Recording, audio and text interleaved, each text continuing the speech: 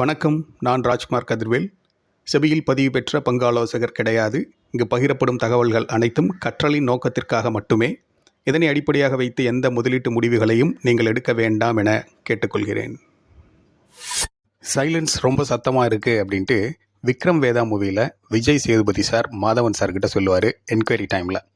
அந்த மாதிரி ரொம்ப டீப் சைலன்ஸை 7 டேஸாக ஃபாலோ பண்ணிகிட்டு இருந்த புல்ஸ் இன்றைக்கி பேச ஆரம்பிச்சிருக்காங்க ரொம்ப சத்தமாகவே.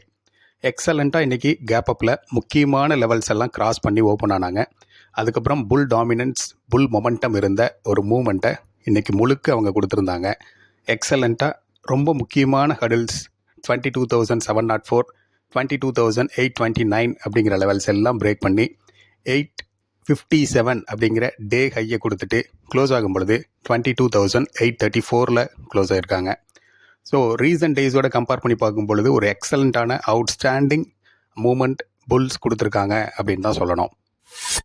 நிஃப்டி 21,964 அப்படிங்கிற லெவலை லோவாக டெஸ்ட் பண்ணும் பொழுது புல்ஸ் உள்ள என்ட்ரி ஆனாங்க. ரொம்ப குயிக்காக வித்தின் 3 டேஸில் 600 பாயிண்ட்ஸை கெயின் பண்ணி 22,556 அப்படிங்கிற லெவலை கொடுத்துருந்தாங்க. அதுக்கப்புறம் 300 பாயிண்ட்ஸை கெயின் பண்ணி 22,857 அப்படின்னு இன்றைக்கி கொடுத்துருக்கக்கூடிய டே ஹையை ரீச் பண்ணுறதுக்கு அவங்க எடுத்துக்கிட்ட ட்ரேடிங் செஷன்ஸ் 7 நாட்கள். இதில் 6 டேஸ் ரொம்ப டீப் சைலன்ஸை ஃபாலோ பண்ணாங்க. அந்த டேஸில் FOMO bulls and greedy bears இவங்க 2 பேர்த்தையும் முடிச்சு கட்டினாங்க. ஃபோமோ புல்ஸ் அப்படிங்கிறவங்க மார்க்கெட்டை ப்ரெடிக்ட் பண்ணியிருப்பாங்க, மார்க்கெட் மேலே தான் போக போகுது அப்படின்னு நினச்சி அப்சர்வ் பண்ணி வச்சுருந்துருப்பாங்க. பட் அவசரப்பட்டு லெவல்ஸை ரெஸ்பெக்ட் பண்ணாமல் முன்னாடியே குதிச்சிருக்கக்கூடிய முந்திரி கொட்டை bulls, fear of missing out bulls. அதேபோல் க்ரீடி பியர்ஸ் ரிலீஃப் ரேலி மட்டும்தான் இது கொடுத்துட்ருக்கு, திரும்ப மார்க்கெட் கீழே தான் விலை போகுது அப்படின்னு சொல்லி அவங்களும் லெவல்ஸை ரெஸ்பெக்ட் பண்ணாமல் ஏர்லியராக உள்ள குதிச்சிருந்த க்ரீடி பியர்ஸ் இந்த 2 பேரையும் இந்த 6 நாட்களில் முடிச்சு கட்டினாங்க. அதுதான் சைலன்ஸ் ஜோன் அப்படின்னு சொல்கிறோம். அந்த டீப் சைலன்ஸ் முடிச்சதுக்கப்புறம் இன்றைக்கி எக்ஸலண்ட்டான ஒரு பிரேக் அவுட் மூலிமா மேலே வந்திருக்கு நிஃப்டி. பியர்ஸ் 1,900 பாயிண்ட்ஸை அடித்து தள்ளி நிஃப்டியை 23,807 21,964 வரைக்கும் கொண்டு வந்தாங்க. அதுக்கப்புறம் அவங்களுடைய வேகத்தை குறைச்சிக்கிட்டாங்க. சொல்லப்போனால் அவங்க நியூட்ரலைஸ் பண்ணிக்கிட்டாங்க அவங்களுடைய மூவ்ஸை. அதுக்கப்புறம் புல்ஸ் டேக் ஓவர் பண்ணி மேலே கொண்டு வந்து பர்டிகுலர் ஜோனில் சைட்வேஸை ஃபாலோ பண்ணும்போது பியர்ஸே வருத்தப்பட்டாங்க. சாமிகளா, புல்ஸ்களா, சீக்கிரம் மேலே போங்க, அப்போ தான் நாங்கள் எங்களுடைய வேலையை திரும்ப ஆரம்பிக்க முடியும் அப்படின்ட்டு. ஸோ அந்த 6 நாட்கள் புல்ஸ் மேலே கொண்டு போக முடியலையே அப்படின்னு எவ்வளோக்கு எவ்வளோ வருத்தப்பட்டாங்களோ அதை விட அதிகமாக வருத்தப்பட்டவங்க பியர்ஸ் மட்டும்தான். சொல்லப்போனால் இன்றைக்கான ரேலியில் புல்ஸை கையை பிடிச்சி கூட்டிகிட்டு போனதும் பியர்ஸ். ஏன்னா இன்றைக்கி பெரிய ஜெர்க்கு டவுன் சைடில் கொடுக்க கிடையாது அப்படிங்கிறது ஒரு பாசிட்டிவான விஷயம்தான். வீக்லி அனாலிசிஸ் வீடியோவில் சில விஷயங்களை சொல்லியிருந்தோம்.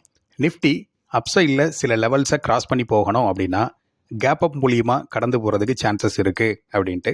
அது இன்றைக்கி அருமையாக ஒர்க் அவுட் ஆகிருக்கு. இந்த 22,620 680 அப்படிங்கிற ஜோன் ரொம்ப இம்பார்ட்டன்ட் ஜோன். அதை டிசிசிவாக பிரேக் பண்ணி போகணும் மேலே. ரீசெண்டாக கூட 22,676.75 ஹடில் ஆகி கீழே விழுந்திருந்தது. நேற்று க்ளோசிங் 22,508, இன்றைக்கி ஓப்பனிங்கே 22,670 இருந்திருக்கு. ரொம்ப குயிக்காக வித்தின் 15 மினிட்ஸில் அந்த 680 அப்படிங்கிற ஜோனை நிஃப்டி கிராஸ் பண்ணி மேலே வந்துச்சு. தென் 22,704 அப்படிங்கிற லெவலில் ஹடில் ஆகி வெயிட் பண்ணாங்க ஃபார் ஃபியூ மினிட்ஸ். ஆல்மோஸ்ட் ஒரு 20 மினிட்ஸ் வரைக்கும் அந்த இடத்துல டவுன் சைடில் ஃபாலோ பண்ணாங்க. தென் ரொம்ப குயிக்காக எஸ்கலேட் ஆகி 22,768 அப்படிங்கிற லெவலை டச் பண்ணாங்க. அப்போது ப்ரீவியஸாக கொடுத்துருந்த கேப் ஃபில் ஆயிடுச்சு. 22,668 22,763 வரைக்கும் 1 hour டைம் ஃப்ரேமில் ப்ரீவியஸ் டேஸில் ரீசன்ட் டேஸில் ஒரு கேப் கொடுத்துருந்தது. அந்த கேப்பை ஃபில் பண்ணாங்க. தென் அந்த இடத்துல ஒரு சைட்வேஸை ஃபாலோ பண்ணிவிட்டு அடுத்து 22,786 அப்படிங்கிற லெவலில் திரும்ப ஒரு சைட்வேஸை ஃபாலோ பண்ணாங்க. அந்த இடத்துல இருந்து ஒரு ஷேக் அவுட் நடந்துச்சு. அந்த ஷேக் அவுட்டில் நிறைய புல்ஸுடைய ஸ்டாப் லாஸ் ஹிட் ஆகிருக்கும். ஆர்எல்ஸ் அந்த இடத்துல பேனிக்கில் கட் பண்ணி வெளியே வந்துருந்துருப்பாங்க. அதர்வைஸ் பியர்ஸுடைய entry up to some level வரைக்கும் இருந்திருக்கும். காரணம் என்ன அப்படின்னா அந்த 22,786 அப்படிங்கிறது ரொம்ப இம்பார்ட்டன்ட் லெவல்.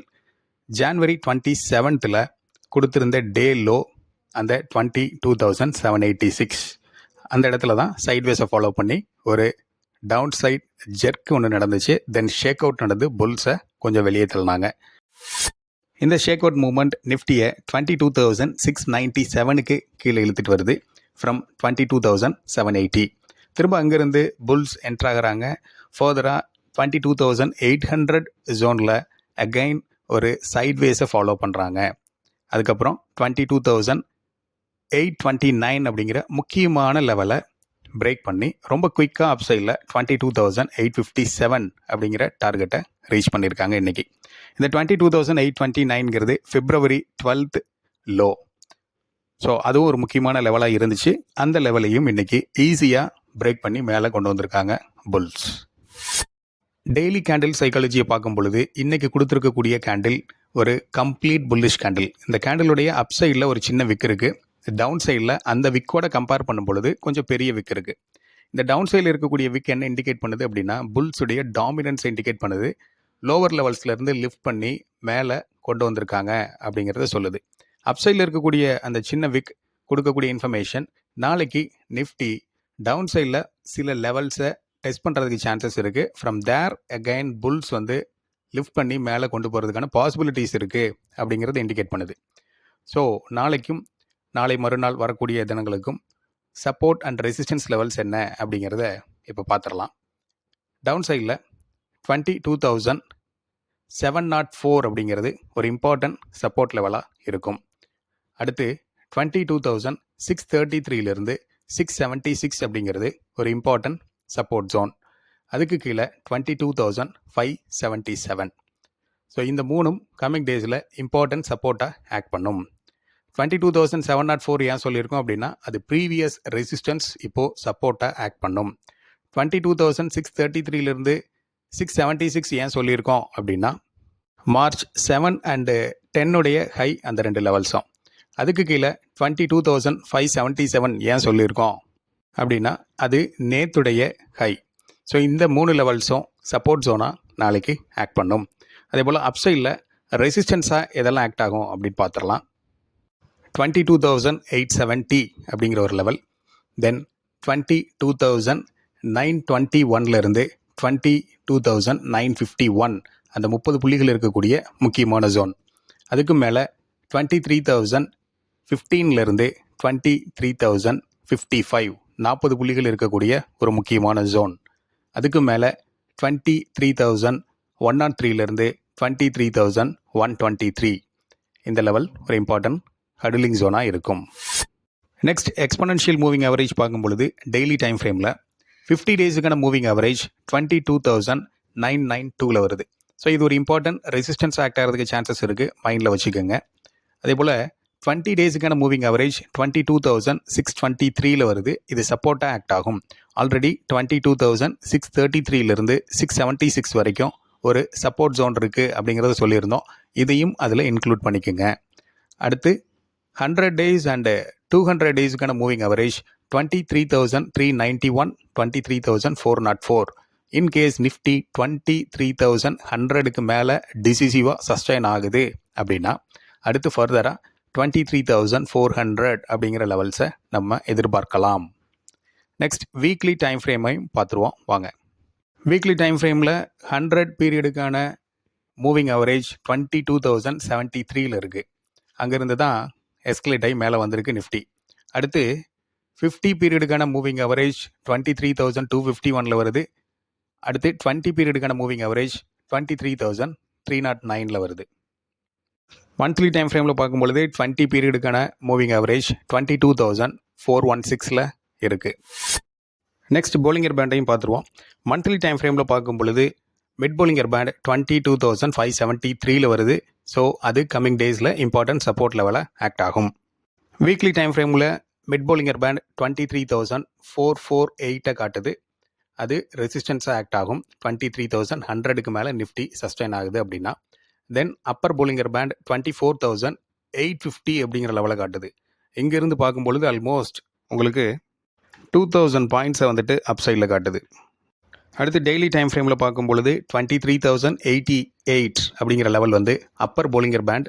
ஸோ இந்த லெவல் ரீசனபிளாக கம்மிங் டேஸில் நாளைக்கோ நாளை மறுநாளோ அல்லது வரக்கூடிய தினங்களில் ரெசிஸ்டன்ஸ் ஆக்ட் ஆகிறதுக்கு சான்சஸ் இருக்குது.